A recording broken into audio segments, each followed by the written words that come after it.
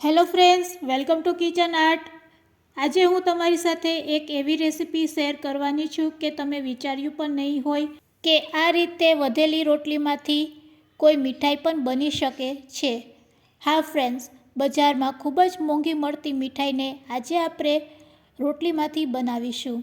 Recipe સારી લાગે તો લાઈક અને શેર કરજો.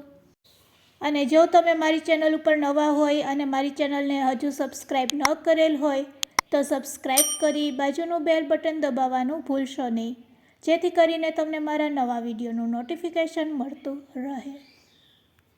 તો સૌપ્રથમ અહીંયા આપણે વધેલી રોટલી લેશું. અહીંયા મેં ટોટલ 3 રોટલી લીધેલી છે. તેને આ રીતે આપણે ખમરીની મદદથી ખમરી લેશું. આદુની ખમરીથી એકદમ ઝીણો ભૂકો થશે, તો આપણે એકદમ ઝીણો ભૂકો નથી કરવાનો. તો અહીંયા આપણે ગાજર અને દૂધી માટે જે ખમરીનો ઉપયોગ કરીએ છીએ છીણવા માટે, તે ખમરીનો અહીંયા આપણે ઉપયોગ કરશું. અને આ રીતે રોટલીને તેના ઉપર ચલાવશું એટલે સરસ રોટલીનો ભૂકો થઈ જશે. ફ્રેન્ડ્સ, તમે હાથેથી પણ કરી શકો છો, પણ હાથેથી કરવા કરતાં જો તમે ખમરીનો આ રીતે ઉપયોગ કરશો તો ઝડપથી તમે આ રીતે ભૂકો કરી શકશો રોટલીમાંથી. તો આપણે બધી રોટલીમાંથી પહેલાં આ રીતે ભૂકો કરીને રેડી કરી લેશું. 3 રોટલીમાંથી મેં આ રીતે ભૂકો બનાવીને રેડી કરી લીધો છે, તમે જોઈ શકો છો. બસ રેડી કરેલા આ રોટલીના ભૂકાને હવે આપણે શેકી લેશું. તેના માટે આપણે ગેસની ફ્લેમ ચાલુ કરીશું અને એક કડાઈમાં અડધી ચમચી કરતાં પણ ઓછું તેલ લેશું. અને આ તેલ સારું એવું ગરમ થઈ જાય એટલે રોટલીના ભૂકાને તેમાં એડ કરી દેશું અને રોટલીના ભૂકાને આપણે સારી રીતે શેકી લેશું.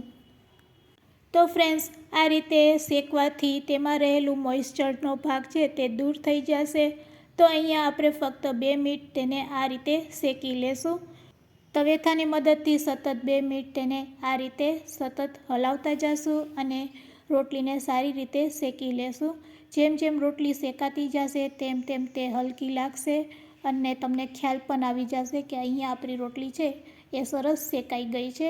તો હવે તમે જોઈ શકો છો થોડોક કલર પણ ચેન્જ થઈ ગયો છે અને રોટલી સરસ એવી શેકાઈ ગઈ છે. તો આપણે ગેસની ફ્લેમ બંધ કરી દઈશું.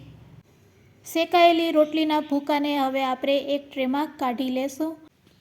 આ રીતે ડીશમાં કાઢ્યા પછી હવે તેને 5 મિનિટ માટે રેસ્ટ આપીશું એટલે ભૂકો છે એ સરસ ઠંડો થઈ જશે. તો ડીશમાં તેને આ રીતે સ્પ્રેડ કરી દેશું અને તેને 5 મિનિટ માટે આપણે રેસ્ટ આપીશું.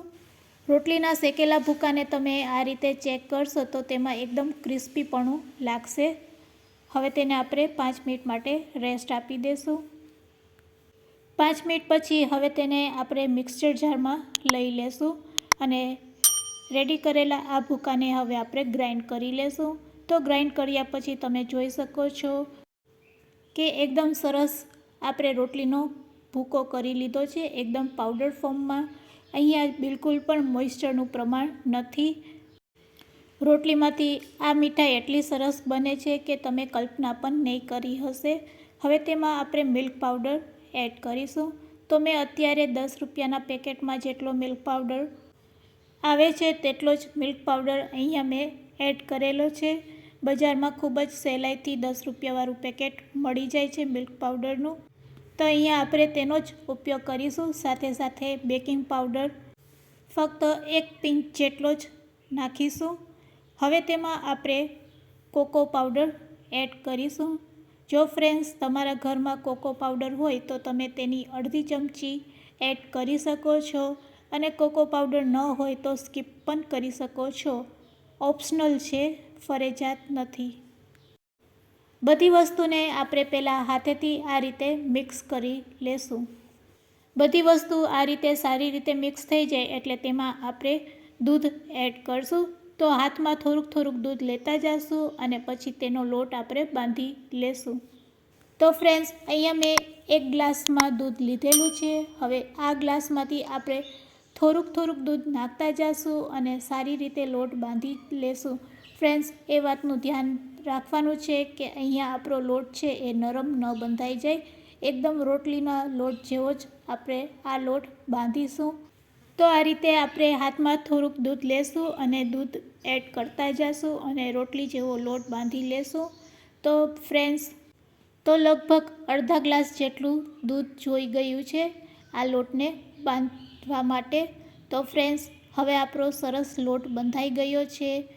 તેની થિકનેસ પણ તમને બતાવું છું.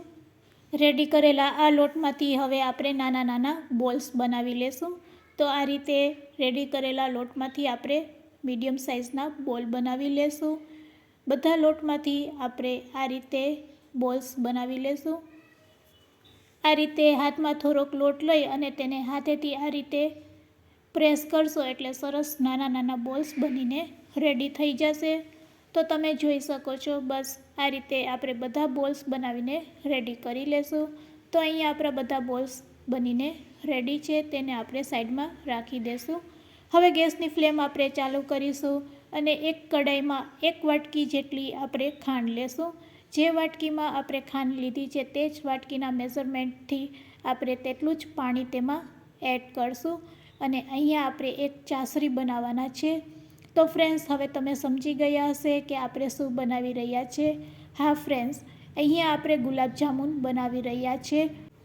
રોટલીમાંથી આ રીતે ગુલાબજામુન તમે પહેલીવાર જોતા હશો, પણ ફ્રેન્ડ્સ, આ ગુલાબજામુન ખાવામાં પણ એટલા જ ટેસ્ટી લાગે છે. હવે ચાસણીમાં આપણે થોડુંક કેસર નાખી દેશું અને ચાસણીને આપણે સારી રીતે ઉકળવા દેશું. અહીંયા આપણે કોઈપણ પ્રકારનો તાર બનાવવાની જરૂર નથી. ફક્ત ચાસણી આપણે હાથમાં ટચ કરીએ અને એકદમ ઘી કે તેલ જેવી લાગે એટલે આપણી ચાસણી બનીને રેડી. તો તમારે આ રીતે એકવાર હાથમાં લઈ અને ચાસણીને ચેક કરી લેવાની છે. તો અહીંયા આપણી ચાસણી પણ બનીને રેડી થઈ ગઈ છે. તો હવે આપણે ગેસની ફ્લેમ બંધ કરી દેશું. હવે બાજુના ગેસ ઉપર આપણે એક કઢાઈમાં ઘી ગરમ કરીશું. સારું એવું ઘી ગરમ થાય એટલે આપણા રેડી કરેલા બોલ્સને આપણે તેમાં તળી લેશું. તો આ રીતે આપણે એક એક બોલ્સ ઘીમાં એડ કરતા જઈશું અને તેને તળી લેશું. અહીંયા આપણે મીડિયમ ટુ લો ફ્લેમ રાખવાની છે. મીડિયમ ટુ લો ફ્લેમ ઉપર જ આપણે આ બોલને તળીશું. આ બોલને તળાતા બિલકુલ વાર નથી લાગતી. જેવા તે તળાઈ જાય એટલે તરત જ આપણે ગરમા ગરમ ચાસણીમાં તેને એડ કરી દેશું. તો ફ્રેન્ડ્સ, આ રીતે ગુલાબજામુન બનાવીને તમે સર્વ કરી શકો છો કોઈ પણ મહેમાન કે ગેસ્ટ આવ્યા હોય ત્યારે, અને તેને ખ્યાલ પણ નહીં આવશે કે આ વધેલી રોટલીમાંથી જાંબુ બનાવેલા છે. તો અહીંયા આપણા બોલ્સ તળાઈને રેડી થઈ ગયા છે. તેને આપણે એક પ્લેટમાં કાઢી લેશું અને તરત જ તેને ગરમા ગરમ ચાસણીમાં એડ કરી દેશું. તે જ રીતે આપણે બાકી બધા બોલ્સને તળીને રેડી કરી લેશું. તો અહીંયા આપણા બધા ગુલાબજામુન છે એ તળાઈ ગયા છે. તળેલા આ ગુલાબજામુનને હવે આપણે ગરમા ગરમ ચાસણીમાં એડ કરી દેશું. તો ફ્રેન્ડ્સ, અહીંયા આપણા ગુલાબજામુન બનીને રેડી છે. તેને થોડીક વાર આ રીતે જ ચાસણીમાં આપણે રાખીશું અને પછી સર્વ કરીશું. તો ફ્રેન્ડ્સ, બજારમાં મળતી ખૂબ જ મોંઘી મીઠાઈને આ રીતે તમે વધેલી રોટલીમાંથી પણ બનાવી શકો છો. ખાવામાં પણ ખૂબ જ ટેસ્ટી લાગશે. તો રેડી છે આપણા ગુલાબજામુન સર્વ કરવા માટે. કોઈ ઘરે ગેસ્ટ કે મહેમાન આવે ત્યારે પણ તમે આ રીતે ગુલાબજામુન ખવડાવી શકો છો. તો ફ્રેન્ડ્સ, આજની આ રેસીપી તમને કેવી લાગી તે મને કમેન્ટ્સમાં જરૂરથી કહેજો અને રેસીપી સારી લાગી હોય તો શેર કરવાનું ભૂલશો નહીં. Thanks for watching. ફરી મળીશું એક નવી રેસીપી સાથે.